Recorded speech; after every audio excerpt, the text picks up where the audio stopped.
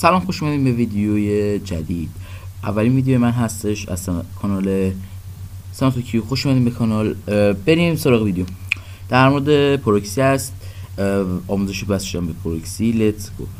میایم تو بخش استارت و اگه ویندوز 7 باشه اینجا کنترل پنل داره. اگر ویندوزتون به بالای 7 باشه اینجا یعنی 10 و 11 می‌نویسید کنترل رو می‌نویسید. پنل هم نمیخواد، اینجا واسهتون میاد بره داخل. خب اینجا بخشی داره به نام نتورک اینترنت. اگر اینجوری نبود، کم نبود، اینجا میاد از این بخش اینجوری درست کنید. روی این گزینه میخوایم بذاریم و من سریع دارم توضیح میدم، نمیخونم و اینجا میزنیم. بعد دوباره رو اینترنت بیاد بالا. خب من این بخش رو میبندم، سریعتر توضیح بدم.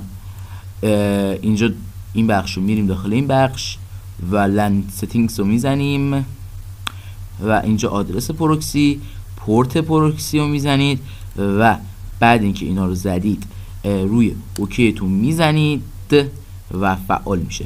شما اگر هم خواستید اینجا رو میگذارید لوکس باید ببخشید، بعد اینم بهتون میگفتم اینم میزدید تیکو، بعد اوکی میزدید. این از این آموزش وصل شدن به پروکسی، اولین آموزش. اگر از این آموزش خوشتون اومد لایک، ساب فراموش نشه. اگر خواستید تا آموزشات بعدی رو بذارم کامنت هم بذارید. دمتون گرم، انرژی میدید. تا ویدیو بعدی، خداحافظ.